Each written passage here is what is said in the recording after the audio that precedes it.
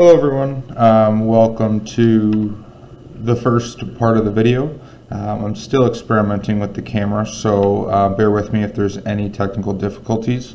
I have noticed that sometimes the camera is a little bit behind, however it does seem to catch up over time, so if it is paused at any point, don't worry, it should catch back up. However, just bear with me if there are any technical difficulties, because this is my first time really working through one of these video tutorials. So today what we're going to be looking at is calculations involving acidic solutions. So we're actually going to be looking at the impacts of both strong acids and weak acids, and how we can kind of analyze them in order to learn a little bit more about the solutions themselves. So how we're going to do this is it's going to occur in a few different parts. So after each part, I will give you an opportunity to get some practice questions done. So I will walk you through one or two sample problems showing you exactly how to do all of the calculations. And then once they're completed, you'll have some time to do some of your own practice problems. And then you can just move on to the next part of the videos that will all be submitted on your Google Classroom. So where we're going to get started today is first off just looking at strong acids versus weak acids. So we've already seen this Ka equation quite a few times. So our Ka is actually going to equal our concentration of our H plus ions. Right? This H plus here, we do know that H plus ions do not exist naturally in solutions. They typically also exist in H3O plus instead. However, just for simplicity's sake, we often do use this H plus annotation. And it's going to be multiplied by the concentration of our A minus, right? That is just a general term. And when we see that, if we're discussing, let's say, HCl, right? That A minus is going to be this Cl part when it is ionized, because this here is going to ionize into Cl minus, and it is going to theoretically go into H plus or H3O plus.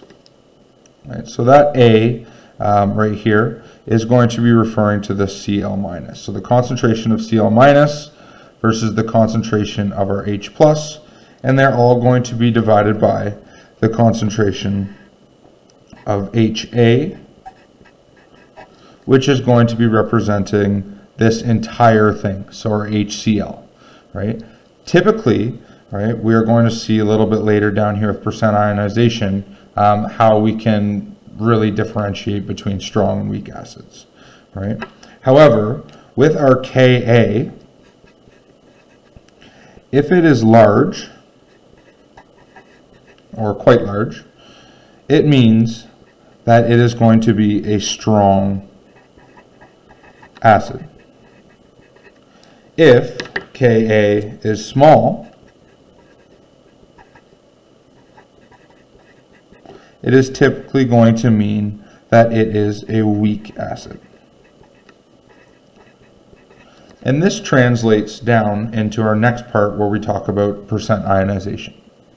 So by percent ionization, what it's saying is it's basically creating a ratio between our initial acid that we created. So in the example above, this would be our HCl.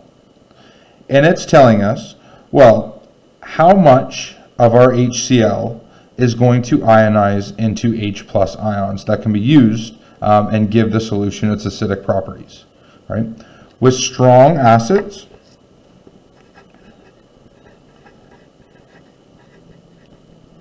they will always ionize 100%.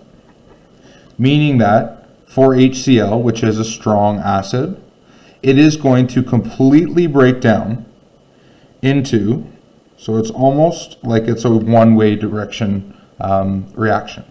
So it is going to break down into H plus or H3O plus and Cl minus.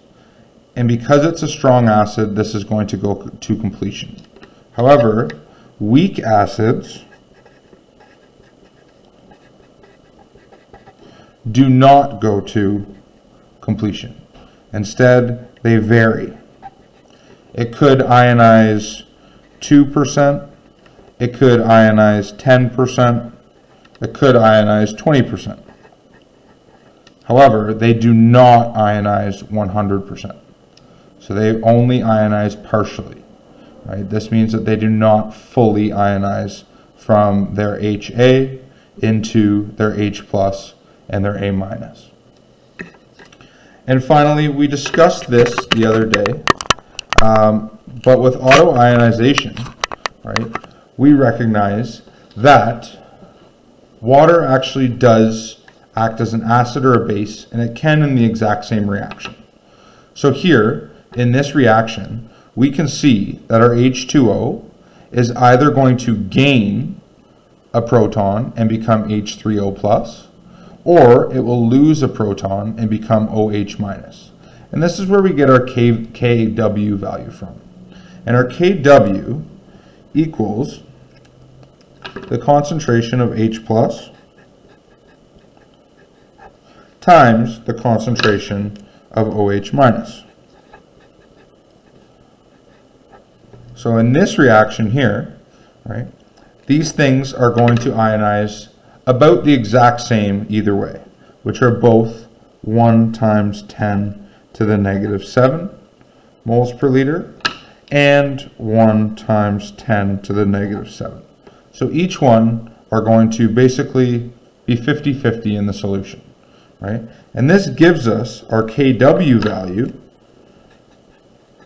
of 1.0 times 10 to the negative 14.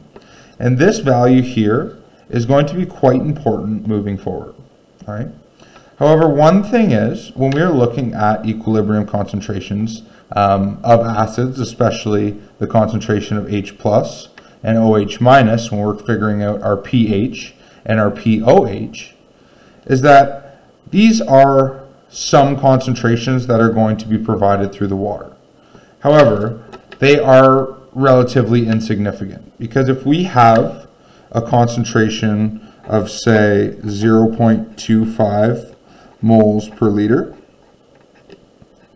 from, say, HCl, right? If we add the extra 1 times 10 to the negative 7 moles per liter, this is still going to be approximately equal to 0.25 moles per liter. So essentially, these values here are negligible when we are discussing our end equilibrium concentrations. So using this information, we are going to move forward and make some calculations now. So our first question that we're going to go through is that a scientist dilutes a commercial solution of nitric acid, which is HNO3, by adding water. The final solution contains 0.25 moles of HNO3 in a total volume of 1 liter. Right? Determine H plus, pH, OH minus, and pOH of the final solution. Obviously, that these two square brackets are indicating that we're looking for the concentration, right, of the final solution, and we can use these concentrations to then find our pH and our pOH. All right. So the very first thing to do is obviously write down what we are given. So by looking at this, we do know that we have HNO3, all right, which is going to react in equilibrium to produce H plus and NO3 minus ions, right? And our initial concentration of our HNO3 is going to be 0.25 moles per liter. So using this information, we can look and determine what our concentration of H plus is. Because this is a strong acid, we know that this is going to ionize 100%.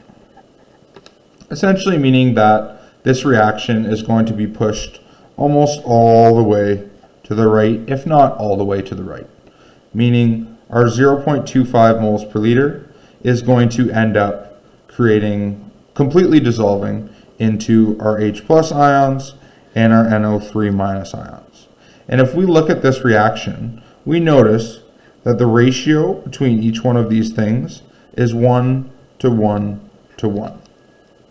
Meaning that if we have 0.25 moles per liter of HNO3, it is going to produce 0.25 moles per liter of H plus. Because for every mole of this that we dissolve, we are going to produce a mole of this, just like if we had an ice table. Right? So I can say with certainty that my concentration of H plus is going to equal 0.25 moles per liter. So pretty simple. We've already figured out our concentration of H plus. So now we can use this information in order to figure out our pH value. So, as we have figured out in our last lesson, our pH, or the power of hydrogen, is going to be equal to the negative log of the concentration of H plus ions.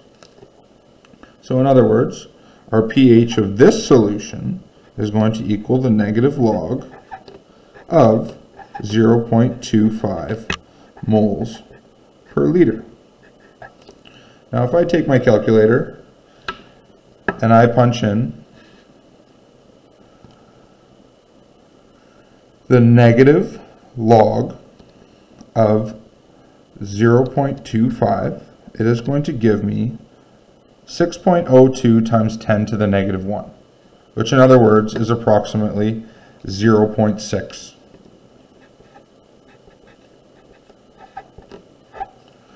Which is great. So that's our second thing that we're looking for, our pH.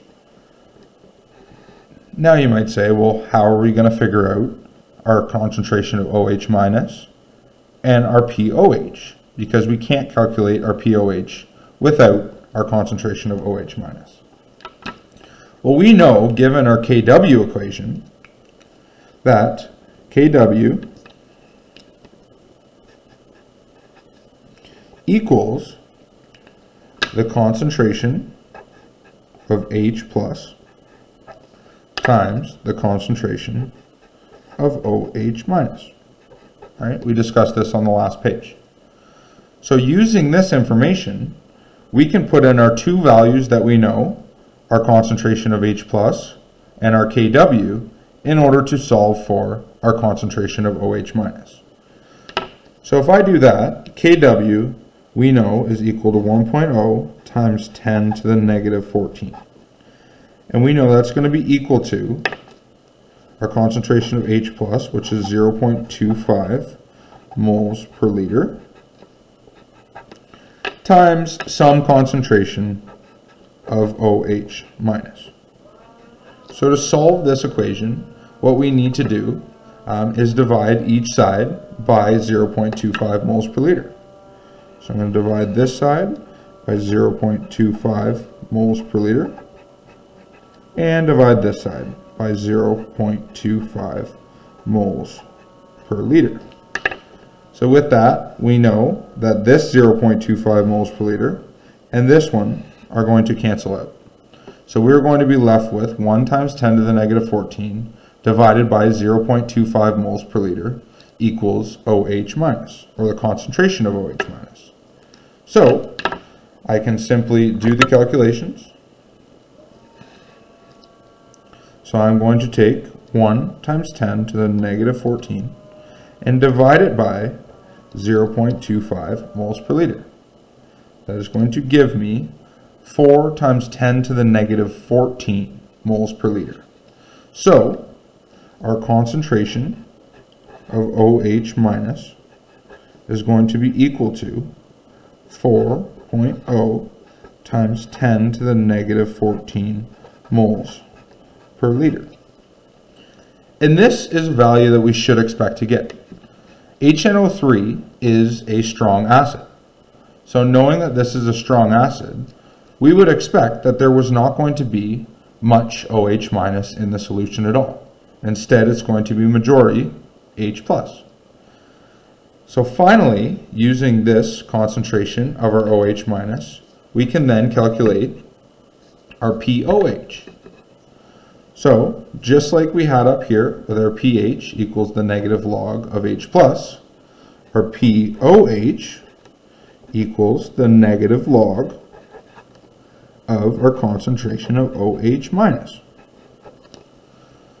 So when we do that, we can input our value here into our concentration of OH minus to give us pOH equals the negative log of 4 times 10 to the negative 14 moles per liter. And if I punch that into my calculator, I will have the negative log of 4 times 10 to the negative 14, and that is going to give me one second here, negative log of 4 times 10 to the negative 14 is going to equal 1.34. Oh, sorry, 13.4 times 10 to the 1, meaning that, or 1.34 times 10 to the 1. So our pOH is going to equal 13.4, approximately. Now, once we get to the end of that, it's great. However, we need to make sure that our values for our pH and our pOH make sense. So what we can do is, using our equation of 14, which is our maximum amount of pH that we can have, is going to equal our pH plus our pOH. So if we input our values, 14 equals our pH, which we determined was 0.6, and our pOH, which we determined was 13.4. Looking at these two values, we can see that they obviously add up to 14. So great. We have determined that our calculations must be correct because they add up perfectly to 14. Sometimes they won't be perfect, however, we want it to be close.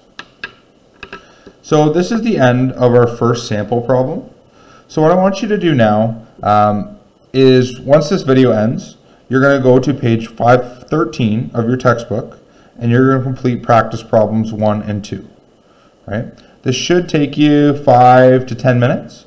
Right? And once you're completed these videos, or the majority of the class is, all right, we'll move to part 2 and play it for the group, and then we'll have another option to do some practice work. Right.